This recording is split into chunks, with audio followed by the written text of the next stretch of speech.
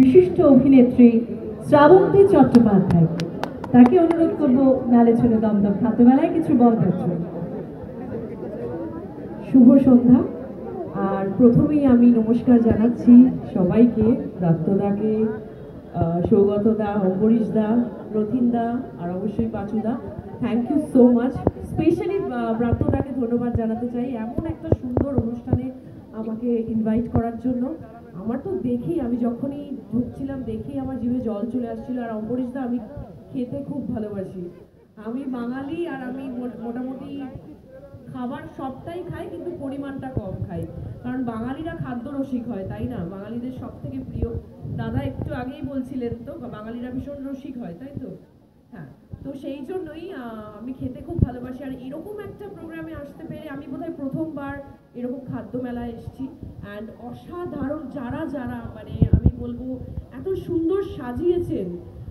এরকম মেলা খুব একটা চোখে দেখা যায় না, এত সুন্দর সাজানো। নালে ঝোলে দমদম খাদ্য মেলা আমার খুব ভালো লেগেছে। আমি এসে ভাবছি আমি কি কোনো অ্যাওয়ার্ড ফাংশনে আসছি। আমার দেখে মনে হচ্ছে এত সুন্দর সাজানো। এরকমও মেলা হয়? মেলা সচরাচর আমরা একটু অন্যরকম দেখি। আমি যখন মানে এই গ্রামে একটু ইন্টেরিয়ারের শো করতে যাই, সেখানে অন্যরকম থাকে, কিন্তু এটা তো মানে একদম চোখ ধাঁধিয়ে গেছে আমার। তো এটাই বলবো, কদিন ধরে চলবে? 11 দিন ধরে আপনাদের এখানে খাদ্য মেলা চলবে। সত্যি মানে আমি নিজেও বলছি, মানে আমার বাড়ির লোকজনকেও বলবো এখানে আসতে। অসাধারণ সব রেস্টুরেন্টে দেখতে পাচ্ছি, আমি হোর্ডিং দেখতে পাচ্ছি। তো আপনারা অবশ্যই আসবেন আর প্রচুর খাওয়া দাওয়া করবেন। শীতকাল একদম জমিয়ে জমিয়ে খেতে হবে।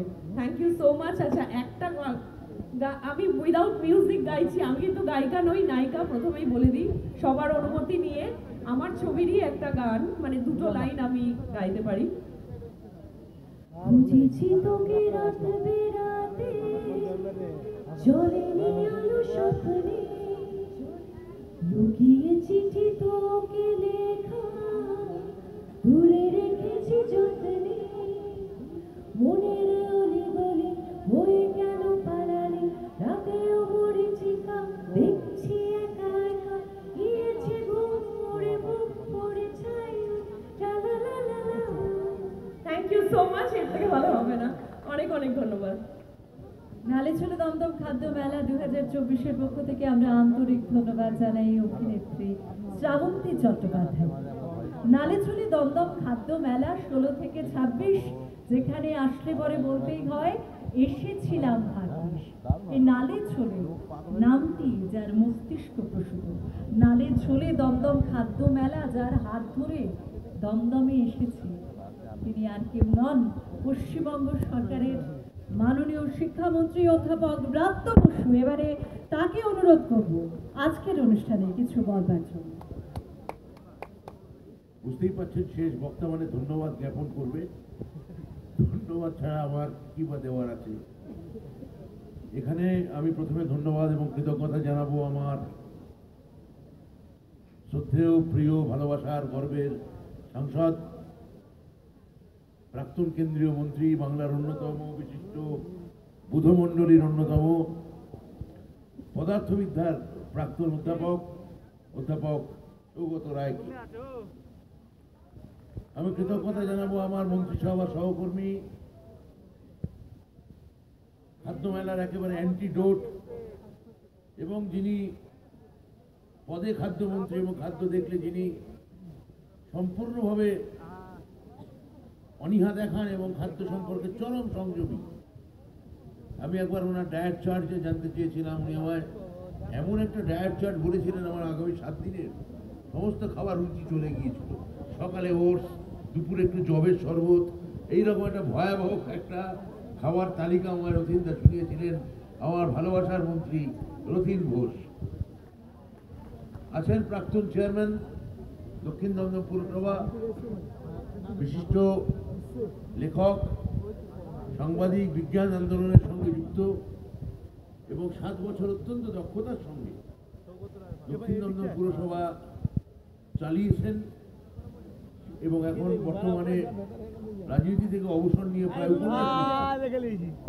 ডক্টর পাচু রায়। ধন্যবাদ তাকে।